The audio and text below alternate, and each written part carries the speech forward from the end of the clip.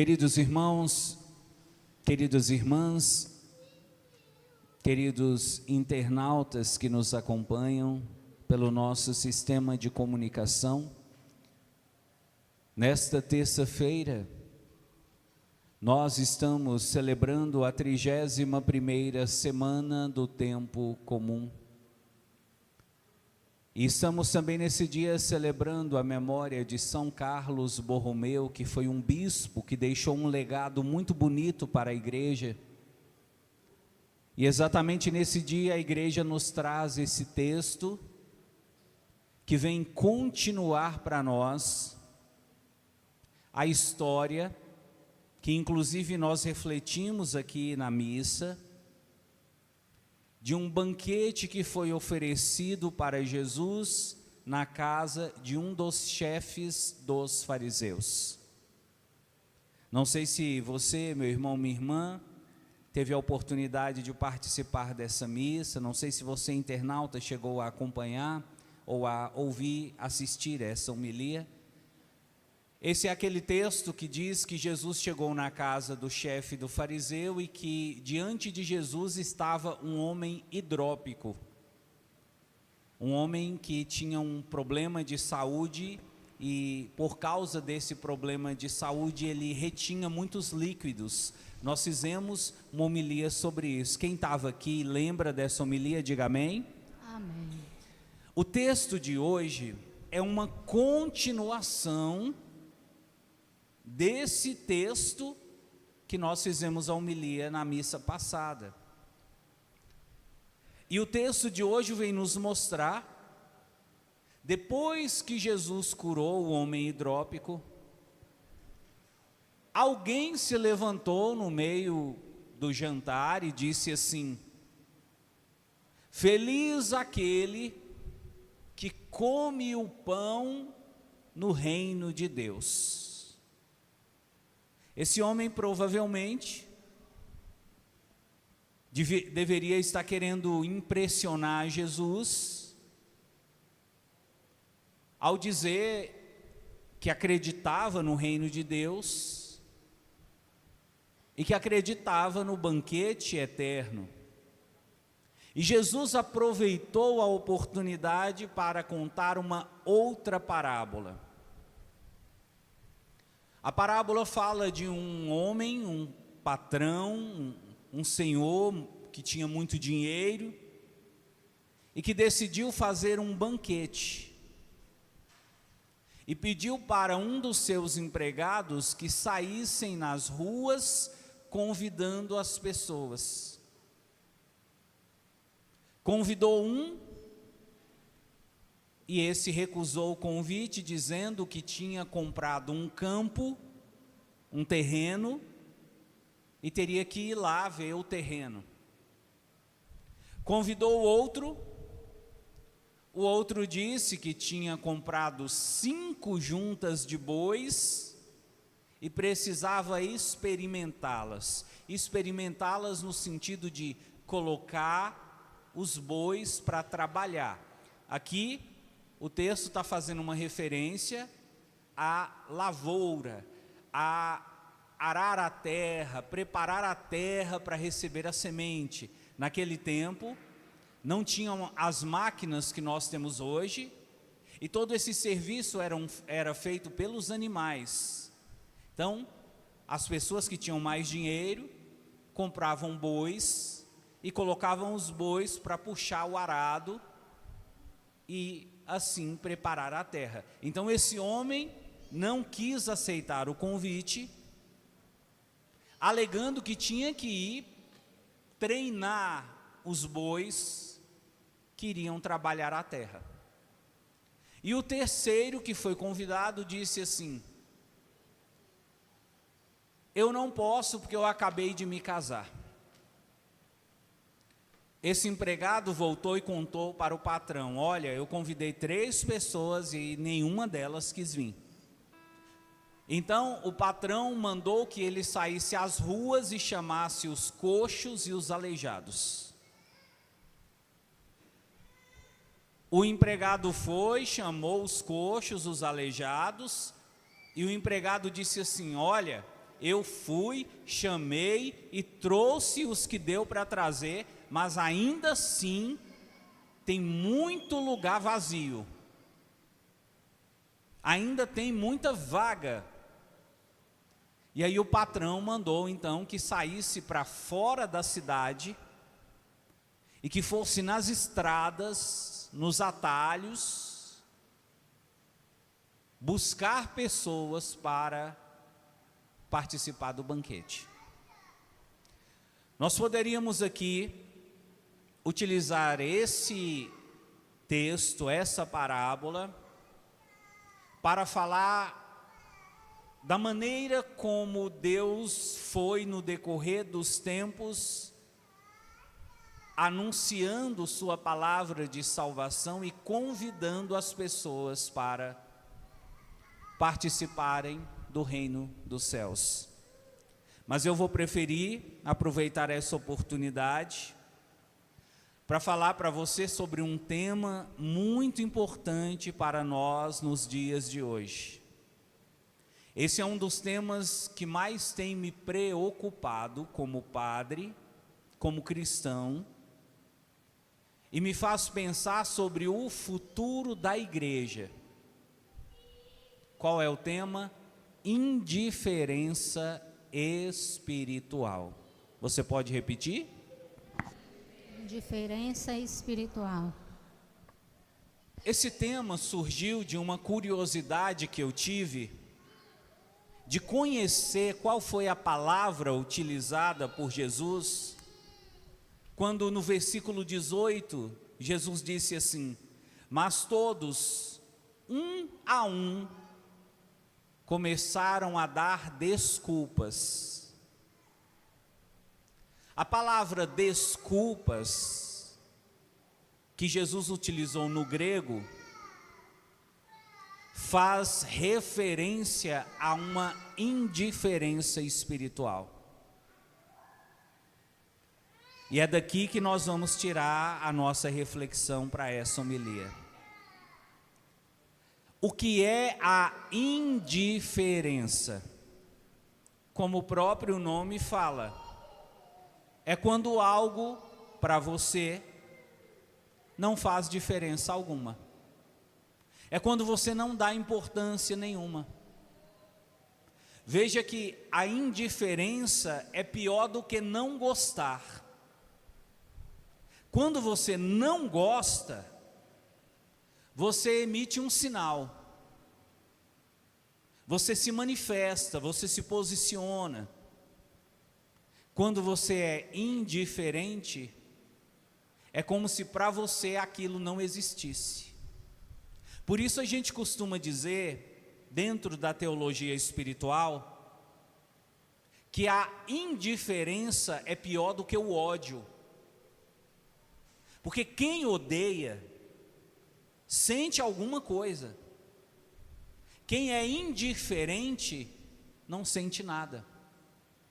É como se o coração daquela pessoa estivesse desligado em relação àquilo que lhe causa indiferença.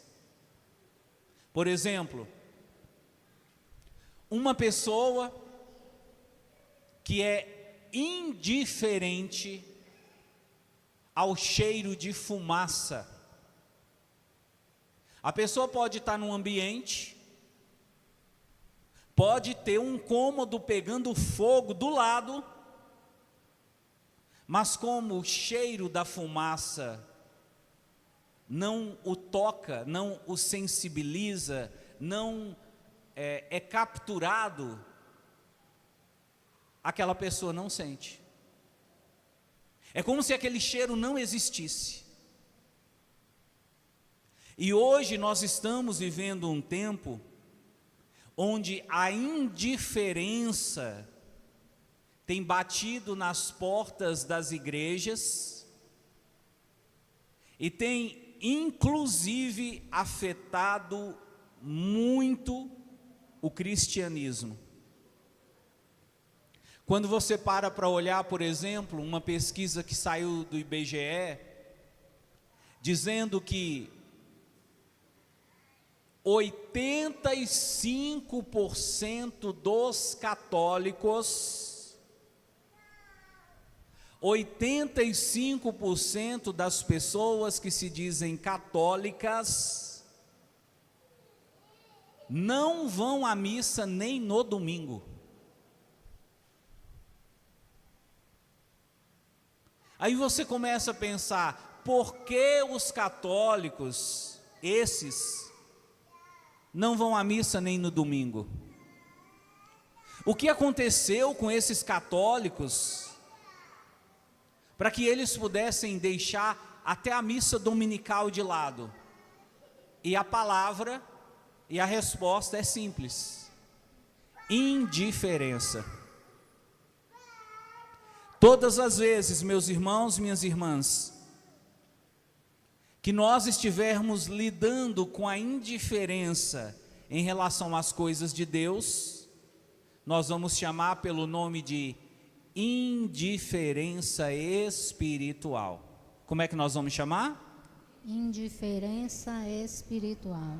A indiferença espiritual é o que explica, por exemplo, o fato de você ter um jovem dentro de casa que passa o dia inteiro deitado assistindo séries da Netflix, maratona séries e fica ali 10, 12 horas assistindo a mesma série. Mas se você chama para ir na missa, ele diz: eu não vou não, a missa é demorada.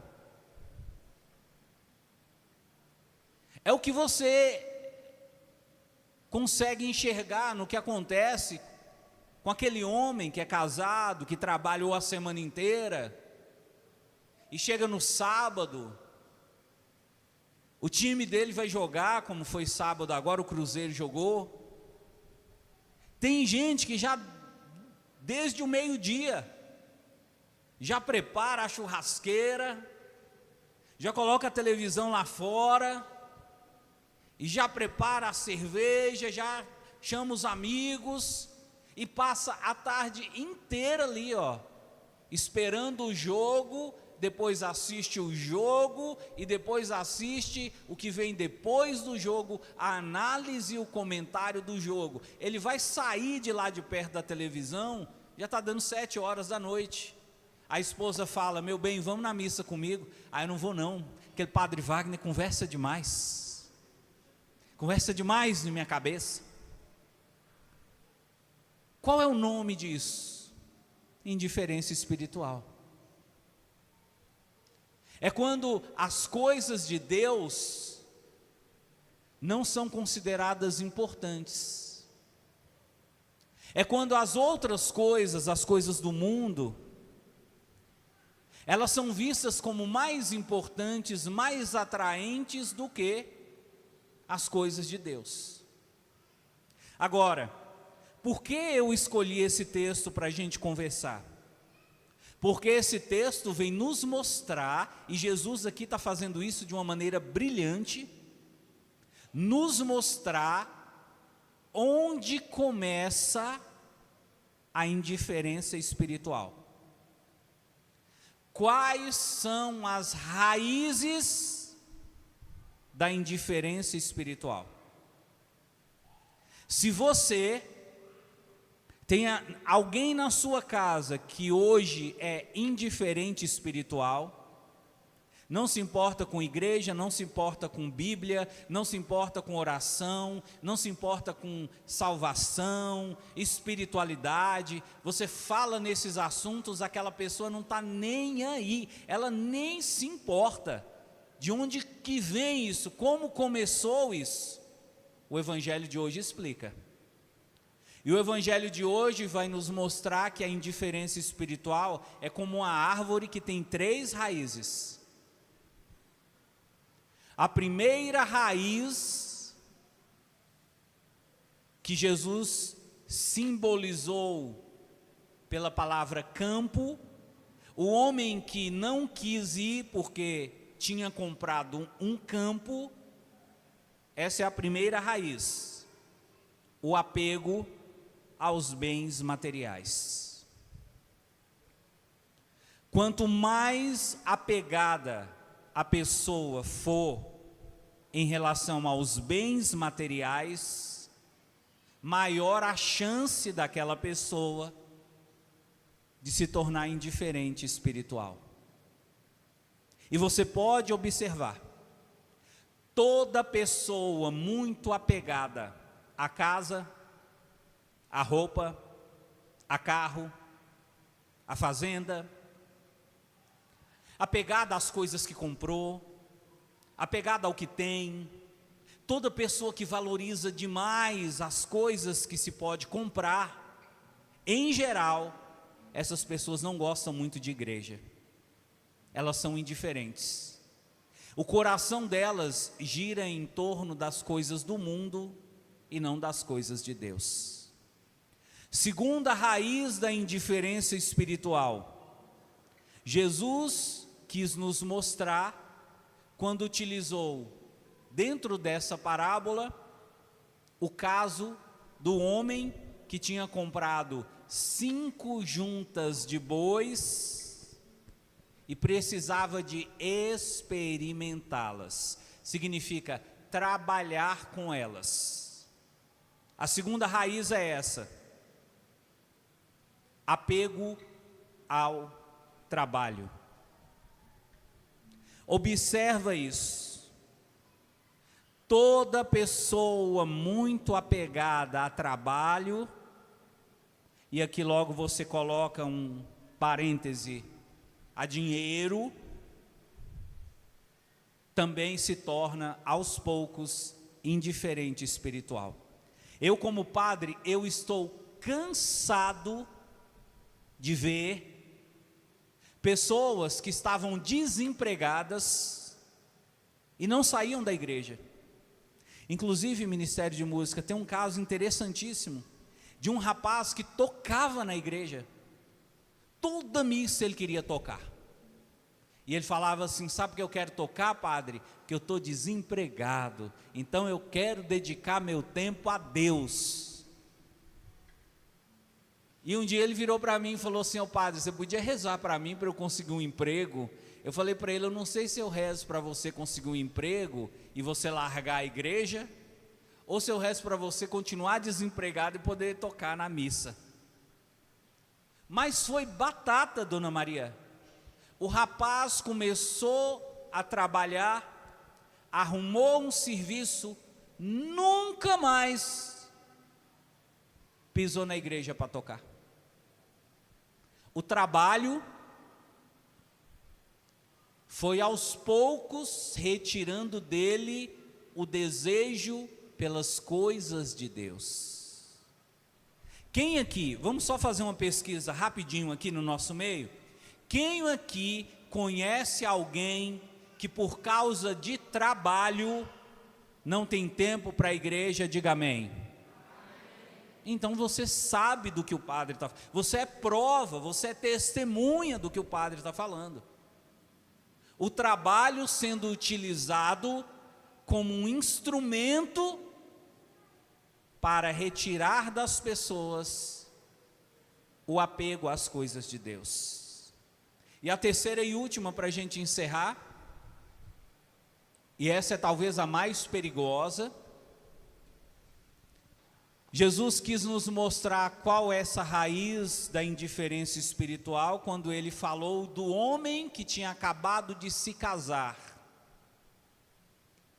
Quando Jesus falou do homem que tinha acabado de se casar, Jesus falava de relacionamentos afetivos.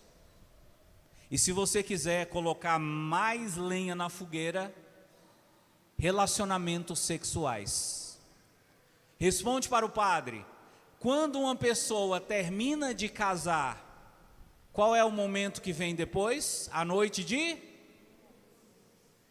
Esse homem praticamente falou para Jesus: eu não posso, que eu tenho a noite de núpcias,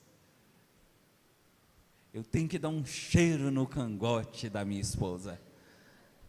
Nós temos um compromisso hoje à noite. Hoje à noite a cama vai estalar. Jesus está falando aqui de um problema gravíssimo que atinge em cheio a sociedade. Pessoas muito apegadas a sexo, pessoas muito apegadas a namoro,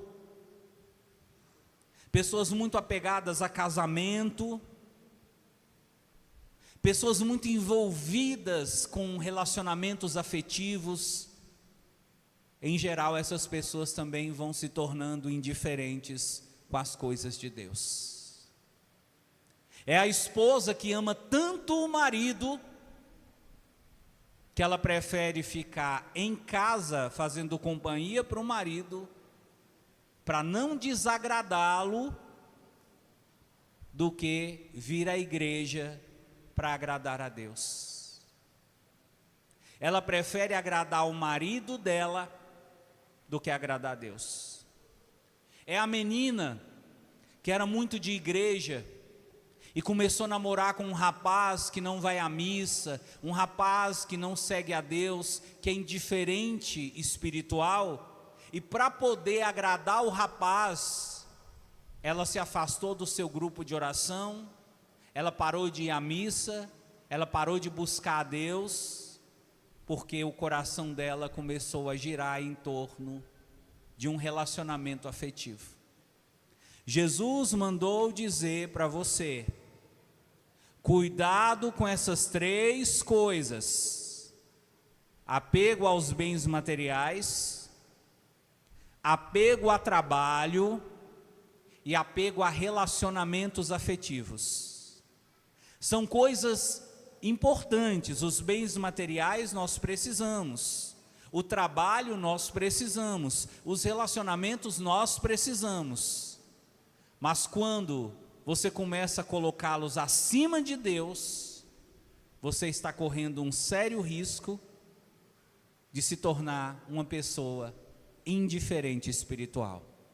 Não deixe que isso aconteça na sua vida. É melhor você ficar desempregado e ser salvo do que estar com o bolso cheio de dinheiro e morrer e ir para o inferno. É melhor você não ter onde dormir, ter que dormir na calçada e ser salvo, do que morar numa mansão e ir para o inferno. É melhor você viver separada do seu marido, do seu namorado, você terminar a sua vida como uma encalhada, um encalhado, do que você ser um Dom Juan e perder sua salvação. Louvado seja nosso Senhor Jesus Cristo.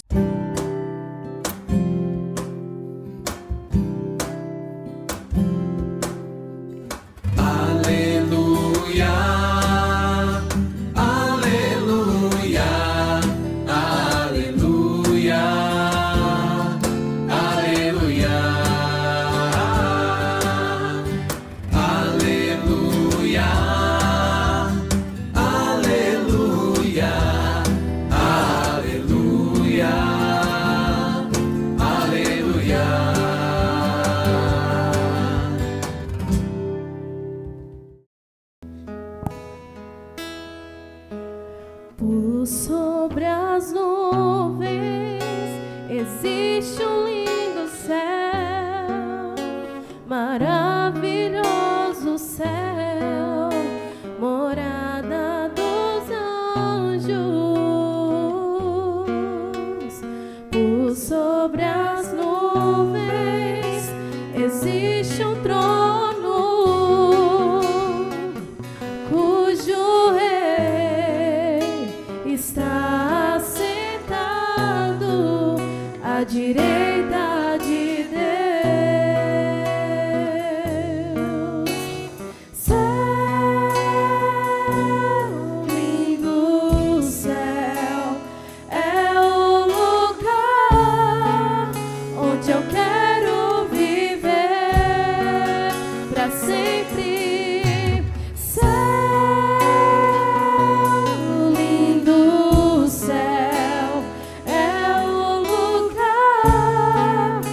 Meu Deus preparou para mim. Céu,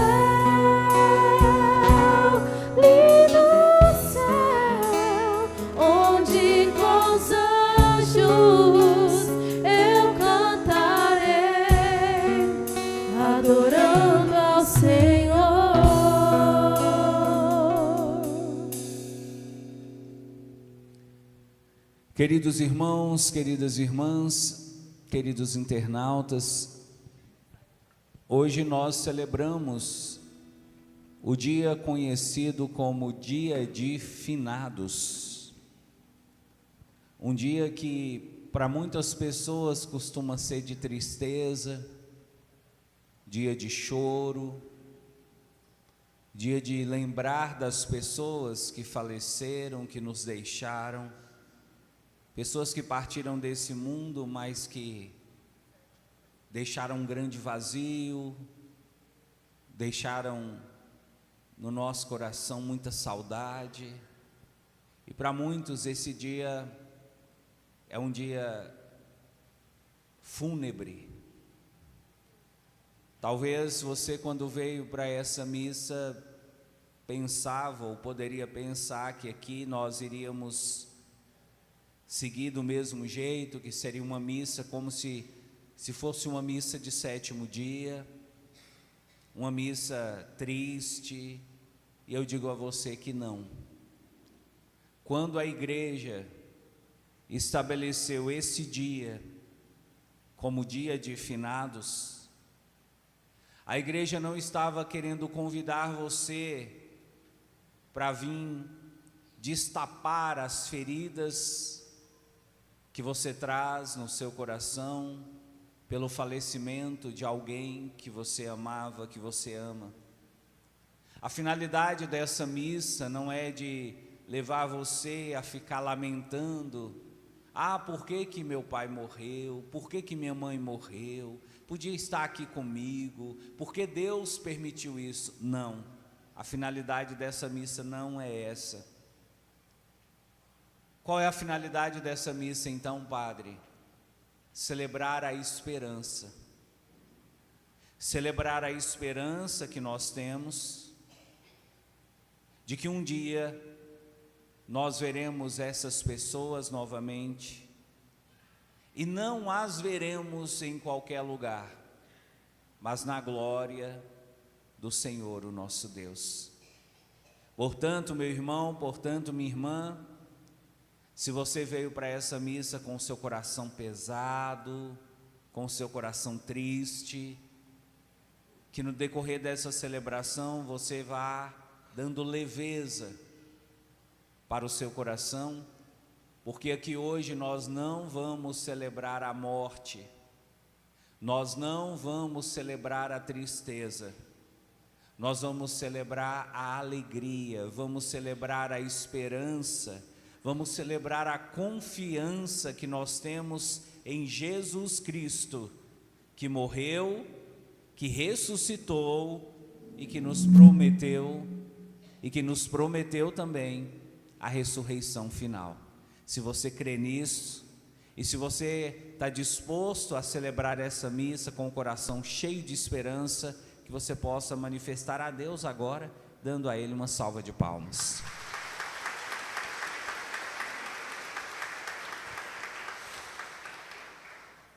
Hoje nós precisamos de entender o sentido dessa celebração, porque essa é uma celebração que para muita gente coloca o católico quase que no mesmo barco que os espíritas. Essa é uma celebração onde muitos católicos, se não souberem como viver corretamente esse dia, correm o risco de celebrar essa data de uma forma espírita. E algumas pessoas até questionam isso. Padre, é correto rezar para quem morreu? Isso não é espiritismo, Padre? E no dia de finados, ir lá no cemitério, visitar essas pessoas que morreram, e ficar ali diante do túmulo, conversando com aquelas pessoas, isso não é espiritismo, Padre? A Bíblia não condena isso, Padre? E de fato, meu irmão, minha irmã, hoje tem muito católico que vai para o cemitério fazer oração espírita, sem saber que está praticando o espiritismo. Hoje tem muito católico que vive esse dia de uma maneira errada, de uma maneira contrária ao que a igreja nos pede. A primeira coisa que a igreja nos pede, e nós já falamos sobre isso aqui, não é dia de tristeza, é dia de esperança. Amém? Tem uma frase do padre Marcelo Rossi que ele sempre repete, e eu gosto sempre de lembrar essa frase nessa missa de finados.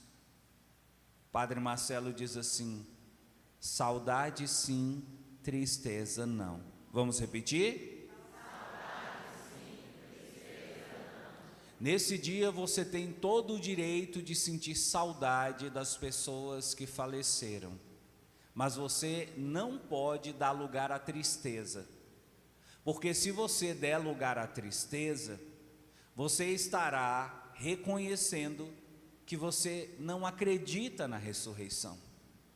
E quando você acredita na ressurreição, o sentimento que deve vir não é de tristeza, é de esperança, é de confiança. Essa é a primeira coisa. Segunda coisa, o sentido que nós temos da morte. Esse é mais um motivo que nos leva a celebrar essa data incorretamente. Existe no meio do povo a ideia de que a morte encerra a vida. E algumas pessoas até acham natural pensar assim. Quando é que a vida acaba? Quando a gente morre. E daí o sentido da palavra finados. Antes, meus irmãos, essa celebração era chamada Dia de Finados. E você sabe o que significa a palavra finado? Aquele cuja vida chegou ao fim. Finado vem de fim. E se você celebra esse dia como dia de finados, você está reconhecendo que na sua cabeça, no seu coração, a vida tem um início, meio e fim. E o fim da vida acontece com a morte. A igreja mudou o sentido dessa celebração. Eu não sei se você sabia. Hoje a gente não fala mais dia de finados. A gente fala dia dos fiéis defuntos. Como é que se fala hoje? Antes se dizia celebração de finados. Hoje não dizemos isso mais. Dizemos celebração de todos os fiéis defuntos. Ô padre, mas qual a diferença de finado e fiel defunto? Finado, como eu disse, é aquele cuja vida chegou ao fim. Hoje, nós não usamos mais esse termo, porque a igreja entende que a morte não é o fim da vida. A morte, ela não representa o fim da vida. A nossa vida não acaba com a morte, ela se transforma com a morte. Eu quero até que você diga isso, coloca a mão no coração e diga assim, compadre, a vida não termina com a morte, mas ela se transforma. Porque veja, vamos pensar um pouco sobre isso. Quando a pessoa morre, a vida dela não deixou de existir. A pessoa continua viva, só que ela continua viva no mundo espiritual. Mas a vida continua. Então você chamar aquela pessoa de finado é errado. porque aquela pessoa continua viva, só que não mais nesse mundo, só que não mais viva na carne, ela está viva em espírito. Quem está conseguindo compreender isso, diga amém. Amém. Por isso então, não é correto dizer finado. Se você diz finado, você está reconhecendo que a vida acabou, você está reconhecendo que não existe ressurreição. A igreja usa a palavra defunto, que é uma palavra mais adequada, porque a palavra defunto vem do latim defungor, que significa aquele que cumpriu sua missão. E assim nós devemos entender a morte. A morte é um atestado de que aquela pessoa cumpriu a sua missão nesse mundo. Quando é que alguém morre? Quando alguém cumpriu a sua missão nesse mundo. Quando foi que Jesus morreu? Quando Jesus cumpriu a sua missão nesse mundo. Quando é que você vai morrer? Que eu vou morrer? Quando nós cumprirmos a nossa missão. Quando a sua missão for cumprida, aí nós chamamos esse processo de morte. O encerramento de uma missão que Deus nos deu. Percebe que esse sentido defunto tem mais profundidade do que finado? Quando você fala defunto, você está falando de uma missão. Todos nós viemos a esse mundo com uma missão. E a vida se encerra quando a nossa missão se cumpre, quando terminamos a nossa missão. E aí você pensa, ué padre, então hoje nós estamos celebrando todas as pessoas que morreram? Resposta, não. Não, claro que não. Ué, eu achei que hoje celebrava todo mundo que morreu. De jeito nenhum. Hoje nós celebramos os fiéis defuntos. Como assim, padre? Deixa eu te explicar. Ontem, dia de Todos os Santos, nós estávamos celebrando também os defuntos, as pessoas que morreram e que foram para o céu. Todos os que vão para o céu são chamados de santos. Amém? Ontem nós celebramos todos os que foram para o céu, os que morreram, os que cumpriram sua missão nesse mundo e que se encontram no céu. Hoje nós estamos celebrando outros que morreram e que não foram para o céu. Foram para onde? Para o purgatório. Ué padre, a gente hoje está celebrando as pessoas que morreram e que foram para o purgatório? Sim. Ué, mas é correto celebrar quem está no purgatório? É correto, sabe por quê? Todos os que estão no purgatório já receberam a promessa de que vão entrar no céu. Só não estão preparados ainda. Morreram com alguns pecados, morreram sem estar numa condição de santidade, morreram com algumas dívidas espirituais que deixaram nesse mundo, mas são fiéis. São pessoas tementes a Jesus Cristo, acreditam em Jesus Cristo, tinham fé em Jesus Cristo, iam à missa, acreditavam na Bíblia, já receberam a comunhão, só que quando morreram, ainda não estavam preparadas para entrar no céu. Então estão no purgatório, se purificando para entrarem no céu. Hoje nós estamos celebrando essas pessoas. Somente elas. Amém, pessoal? Amém. Aí você diz assim: ô padre, mas e as pessoas que morreram e que não acreditavam em Deus? E as pessoas que morreram e que não tinham fé, a gente não vai celebrar? Não. Sabe por quê? A igreja afirma que a pessoa que morreu e não tem fé, a pessoa que morreu e não morreu em amizade com Jesus, a pessoa que morreu afastada da igreja, da palavra, dos sacramentos, essa pessoa não merece ser celebrada, porque essa pessoa vai para o inferno. E se nós fôssemos celebrar essas pessoas, nós estaríamos celebrando aqueles que estão no inferno. Na sua cabeça, nós devemos celebrar os que estão no inferno, sim ou não? Sim ou não? Pois deixa eu te falar, foi criada uma festa para celebrar os que estão no inferno. Sabe o nome da festa? Halloween.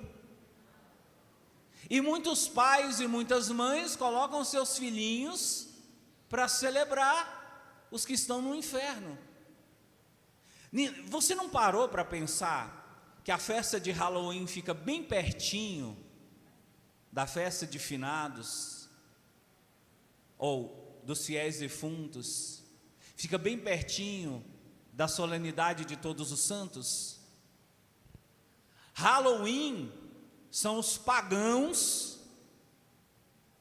querendo afrontar a igreja, dizendo: a igreja não quis celebrar os que foram para o inferno, a igreja celebra os que foram para o céu, a igreja celebra os que foram para o purgatório, mas não celebra os que foram para o inferno. Pois nós vamos celebrar, e nós vamos colocar essa festa dentro das escolas, e nós vamos colocar as criancinhas pequenas para celebrar os que foram para o inferno. Aí você entende agora por que na festa de Halloween as pessoas utilizam fantasias de terror, de bruxas, de monstros, de bichos, porque essa é a representação de quem está no inferno. E isso foi passado de uma maneira tão sutil, de uma maneira tão, poderíamos assim dizer, sorrateira, que muitas pessoas celebram Halloween como se fosse apenas uma festa inocente para as crianças. Halloween não tem nada de inocente. Repita isso. Halloween é uma celebração espiritual. Fala. Quem celebra Halloween, diga. Celebra a morte de quem foi para o inferno. E agora bata no peito e diga: eu não vou celebrar isso. Eu não vou deixar meus filhos, minha família, se envolver com esse tipo de coisa. Amém, pessoal? Dá uma salva de palmas para Jesus.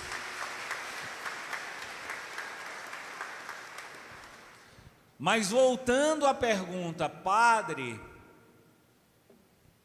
e no dia de finados, ou dia dos fiéis defuntos, que a Igreja Católica coloca os seus fiéis para rezarem para os mortos, isso também não é errado, padre?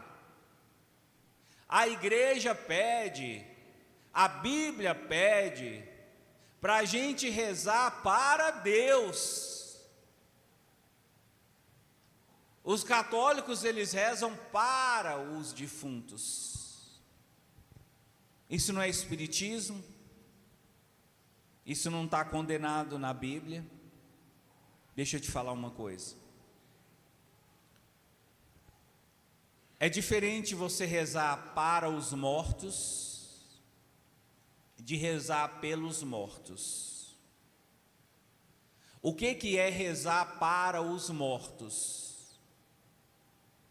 É você conversar com pessoas que morreram, como se essas pessoas ainda estivessem vivas, estivessem aqui. Eu já falei para Dona Maria, eu já puxei a orelha de Dona Maria que ela tem essa mania. A mãe de Dona Maria morreu, e aí é só Dona Maria passar por um aperto, ela fala: ô mamãe, onde a senhora estiver, me ajuda. Isso é espiritismo. E essa oração no mundo espiritual, ela é uma oração complicadíssima. Porque imagina a situação, a mãe de Dona Maria morreu, e a mãe de Dona Maria está no purgatório. O purgatório, você sabe, é uma prisão. E a pessoa que está na prisão, ela não consegue fazer nada por você. É como você estar com um parente na cadeia e mandar uma carta para o seu parente que está preso, falando para ele assim: ô meu parente, ô meu primo que está preso, arruma um emprego para mim. Responde para o padre, de lá da cadeia, aquela pessoa pode fazer alguma coisa por você, sim ou não? Da mesma maneira, quem está no purgatório não tem como fazer nada por você. E se você começa a se dirigir a essas pessoas que estão no purgatório pedindo favores, além de você estar fazendo uma coisa que Deus não aprova, você gera no mundo espiritual uma tensão muito grande. Você perturba a alma daquela pessoa. Porque o mundo espiritual, pessoal, ele está em conexão profunda com o mundo terreno. Tudo que você fala aqui, eles ouvem lá. Se você manda um pedido para sua mãe que morreu aqui, ela ouve lá. Só que dependendo da situação, de como ela estiver, ela não pode te ajudar. E aí você começa a incomodar os mortos. Há um tempo atrás eu atendi uma mãe que perdeu um filho. O filho dela era motorista de carreta e sofreu um acidente muito grave, morreu na hora. Um rapaz novo, menos de 30 anos. E essa mulher estava desconsolada. Ela ia no cemitério todos os dias e ela se ajoelhava diante do túmulo do filho e ela ficava cavacando, arranhando a sepultura. E o coveiro ia lá e falava: levanta, dona, levanta. E ela: não, eu quero ficar aqui, eu quero chorar, eu quero ficar com meu filho. E ficava: ô meu filho, por que você me deixou? Ô meu filho, por que você fez isso comigo? E essa mulher entrou numa depressão violenta de não querer tomar banho, de feder. E me pediram para conversar com essa mulher. Primeira coisa que eu perguntei para ela: dona, que tanto a senhora ama seu filho? Ela disse: mais do que eu amo a minha própria vida. Eu falei para ela: a senhora tem consciência de que seu filho está vivo? Ela disse: sim, eu sei. Ele só não está aqui, mas ele está vivo. Inclusive, padre, eu converso com ele todo dia. Eu falei: calma, que aí tem problema. Eu falei para ela: a senhora sabia que quando o seu filho, de lá de onde ele está, ele olha para a senhora e vê a senhora triste, ele fica triste também? Quando ele vê a senhora indo no cemitério todos os dias e fica ali deitada no meio daquela terra, aquela terra contaminada, uma terra que pode até trazer doença para a senhora, o seu filho fica extremamente incomodado, angustiado lá onde ele está? A senhora gostaria de ver seu filho feliz, dona? Ela disse: sim, o que eu mais queria. Falei: então vamos combinar uma coisa. Se a senhora gostaria de ver o seu filho feliz, viva a sua vida procurando dar alegria para o seu filho, como se ele estivesse aqui. E eu quero falar isso para todos vocês que estão numa situação parecida. Você que perdeu alguém, não consegue conformar, não consegue aceitar, e fica conversando com a pessoa, e fica chamando a pessoa. Quem morreu precisa de descanso. Quem morreu precisa de ficar em paz. A pessoa já cumpriu a missão dela nesse mundo. Não fica querendo prolongar um processo que já se encerrou. Isso traz sofrimento para você, isso traz sofrimento para a pessoa na outra vida. Ah, padre, mas então o que eu tenho que fazer? Não se dirigir àquela pessoa mais. Não ficar chamando aquela pessoa, não ficar conversando com aquela pessoa, porque isso é espiritismo. Eu disse que isso é o quê?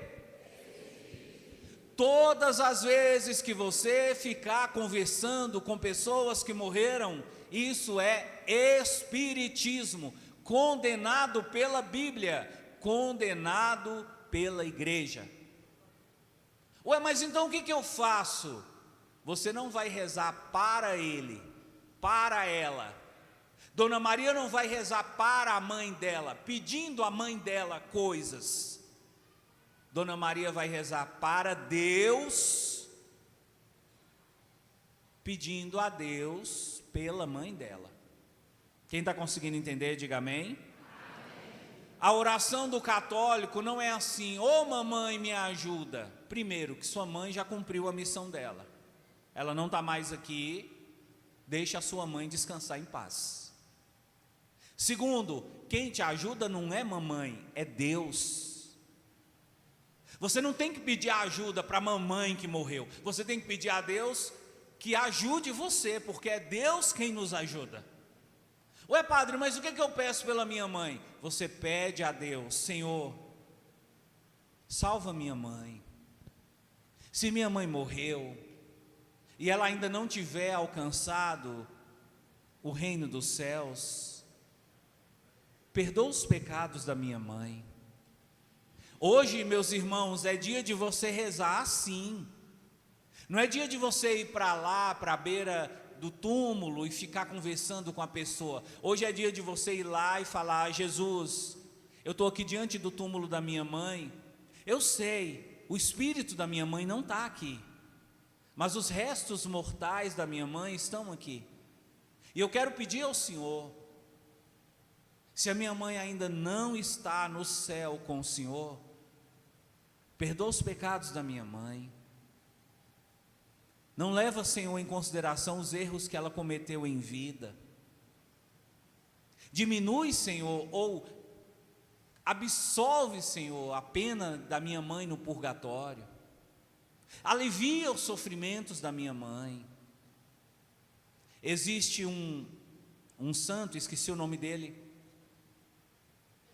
que dizia que no dia dos fiéis defuntos, que as almas do purgatório ficavam loucas, esperando orações, esperando que alguém rezasse por elas, porque veja, a oração que você faz aqui ajuda a pessoa que está lá no purgatório a diminuir o seu tempo, a diminuir a sua pena, a diminuir a sua permanência ali naquela prisão. Por isso a gente pede para você mandar celebrar a missa. E lembra, mandar celebrar a missa não tem nada a ver com citar o nome da pessoa na hora da missa. Porque quando você manda celebrar a missa, você está fazendo uma oração a Deus, não é ao povo. Tem gente que fica num sentimento porque não falou o nome. Mas espera aí, você quer que fale o nome é para o povo ou para Deus? Porque Deus ouviu.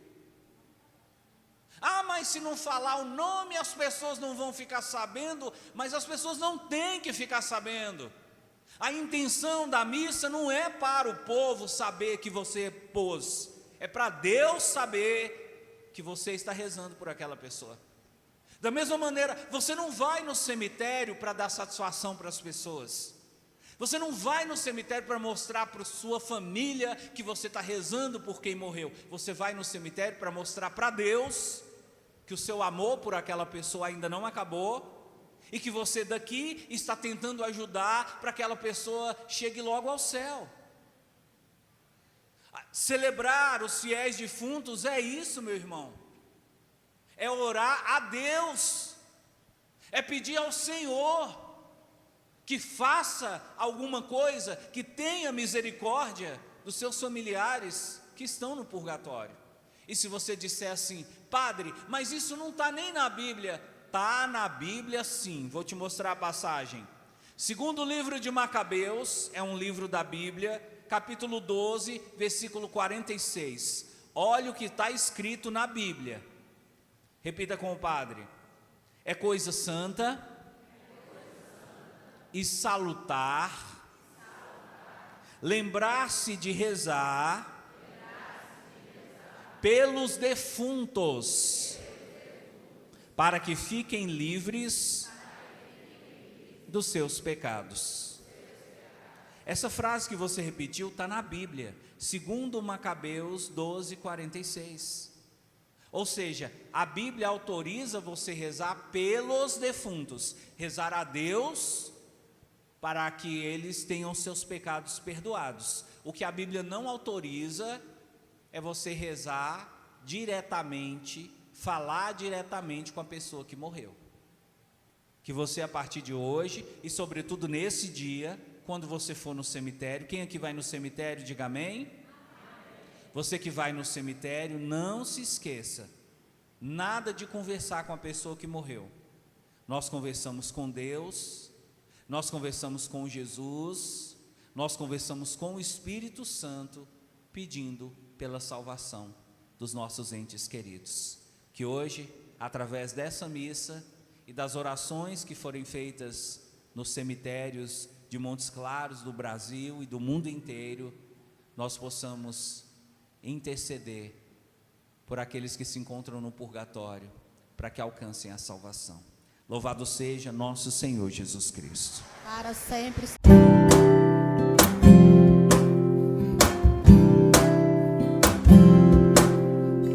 Aleluia, aleluia, aleluia, aleluia, aleluia.